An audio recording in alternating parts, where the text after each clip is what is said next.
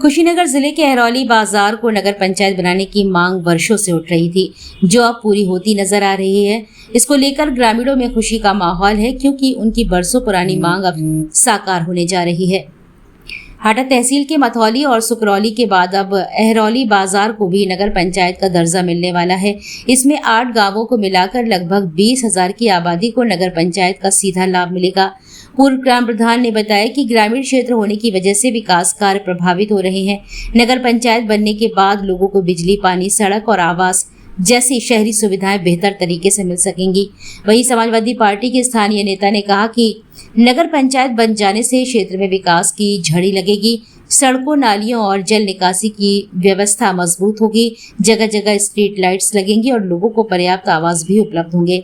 कुछ समाज सेवियों का मानना है कि नगर पंचायत बनने से बजट बढ़ेगा और गांव की तुलना में ज्यादा विकास कार्य होंगे। नगर पंचायत बनने के बाद अब सभासद और नगर अध्यक्ष के चुनाव होंगे, जिससे प्रधान पद की संभावनाएं खत्म हो जाएंगी। अहरौली नगर पंचायत से जुड़े गांव अहरौली, सेंदुआर, बेंदुआर, मुंडेरा, ठीकर, लेहनी फर्स्ट, सखौली, छपिया और भड़कुलही के लोगों में गहरी खुशी है।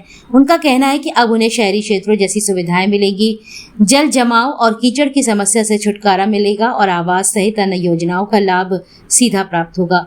देखिए हिंद नाउ टाइम्स मीडिया पर कुशीनगर जिला संवाददाता पंकज पांडे की खास रिपोर्ट। अहरौली नगर पंचायत के लिए पूर्णतः तैयार है, हर मानक अपना तैयार कर चुका है। ऐसे में आप नगर पंचायत अध्यक्ष का चुनाव लड़ने वाले हैं जी। क्या मानक लेके आप लड़ेंगे और बीसीएस क्या है आपके पास? देखिए, आज जो नगर पंचायत की चर्चा चल रही है, वास्तव में बड़ा जोर शोर पर चल रही है और जनता खुश भी है, इंतज़ार भी कर रही है पहला नंबर कि कब नगर पंचायत का अध्यादेश आवे और लोगों में एक नया उत्साह देखने को मिले।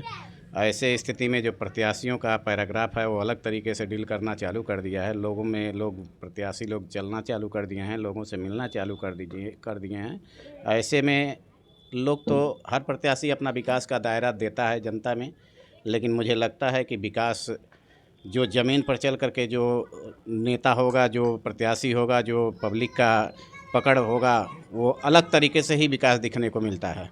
जो उछल करके, जो कूद करके बीच में आते हैं और जनता को गुमराह करते हुए अपनी बात को रखने में समर्थ दिखाते हैं, वो एक अलग विकास होता है। ऐसे स्थिति में तो हम मान के चलते हैं कि संघर्षशील प्रत्याशी ही जनता की दुख दर्द को समझ सकता है। क्या मोटिवेशन रहेगा इस बार चुनाव का? नगर अध्यक्ष चुनाव जब आप लड़ेंगे, किस उद्देश्य से लड़ेंगे और मेन फोकस क्या रहेगा नगर पंचायत में आपका? नगर पंचायत में हम मेन फोकस तो यही मानते हैं कि दबे कुचले गिरे जो भी हैं गरीब, ऐसे लोगों को जो जिसका समाज आज तक भी उनको पूछा नहीं, पिछड़े हुए हैं लोग हैं, उनको उठाने का कार्य करें। और हम यही करते रहते हैं। प्रधान थे 5 साल के लिए, लेकिन हम उस समय भी अपने प्रधानी काल में हमारा देश 2 वर्गों में बंट जाता है, एक अमीर तबका और एक गरीब तबका। नगर पंचायत अगर ये होता है तो अमीर तबके के और गरीब तबके के लोगों के लिए आप क्या सोचेंगे? जैसा कि आप भी जानते हैं, पत्रकार बंधु, आपको भी पता होगा कि आज गरीब के पास जो 2 लीटर मिट्टी का तेल मिलता था वो भी बंद करा दिया गया। अब बिजली की व्यवस्था, सबसे मेन चीज़ है बिजली की व्यवस्था। नगर पंचायत होने से, जहाँ तक आपको भी पता होगा और जहाँ तक मुझे जानकारी है, कि 23 घंटे बिजली की व्यवस्था नगर पंचायतों में की जाती है। सरकार का मानक है कि 23 घंटा बिजली प्रोवाइड कराई जाएगी। उससे निश्चित ही कि हमें लाइट की अच्छी व्यवस्था मिलेगी, क्योंकि लाइट से हम लोग आधारित हो गए हैं, हर चीज़ लाइट से ही होना है। तो निश्चित ही उसकी सुविधा नगर पंचायत होने से आम जनमानस को मिलेगा। उसका जो भार आएगा, बिजली का बिल आएगा, अमीर आदमी तो जमा कर देगा, गरीब आदमी कैसे जमा कर पाएगा? अपने बेटी को पढ़ाएगा, परिवार चलाएगा या बिजली का बिल जमा करेगा? शायद आपको भी पता होगा कि सबसे ज़्यादा अगर कोई सहयोग कर रहा है देश को आगे बढ़ाने में, तो शराब पीने वाले लोग कर रहे हैं। आप देखते होंगे सबसे ज़्यादा अगर भीड़ लगती है तो गरीब के लोग भीड़ लगाते हैं, जाके शाम को शराब खरीदते हैं। जो 300 की दिहाड़ी मजदूरी करते हैं वो जाके शराब खरीदते हैं। कोई अमीर आदमी जाके वहाँ लाइन नहीं लगाता है। तो निश्चित ही हमें अगर सुविधा मिलेगी, अगर थोड़ा अधिभार बढ़ता है लेकिन सुविधा हमें मिले, क्योंकि हमें लगता है कि 4 रुपये यूनिट बिजली चल रही है, 50 पैसे बढ़ जाएगा, लेकिन एक आवास तो मिलेगा, एक आवास भी मिलेगा, अच्छा रोड मिलेगा, हमें बिजली की अच्छी व्यवस्था मिलेगी, तो कम बात नहीं है। ये बहुत अच्छी चीज़ें हैं कि हमें बिजली की व्यवस्था मिले, अच्छा शिक्षा की व्यवस्था हो और साथ साथ गांव में विकास हो। क्योंकि आप भी जानते हैं कि ग्राम सभा में जो प्रधानगण हैं, हम किसी की बुराई करना नहीं चाहते हैं, क्योंकि जो सड़कें बनती है आप भी जानते हैं मानक क्या होता है, 2 से 3 इंच तक का सड़कें बनाइए जो 3 साल 4 साल में टूट जाती हैं। लेकिन नगर पंचायतों में जो शहरीकरण जो व्यवस्था होता है, रोडों आरसीसी कराई जाती है, वो 6 इंच की आरसीसी होती है, वो हमें लगता है 20-25 साल में टूटने वाली नहीं है। इस बार का उद्देश्य, चुनाव लड़ने का उद्देश्य क्या रहेगा आपको?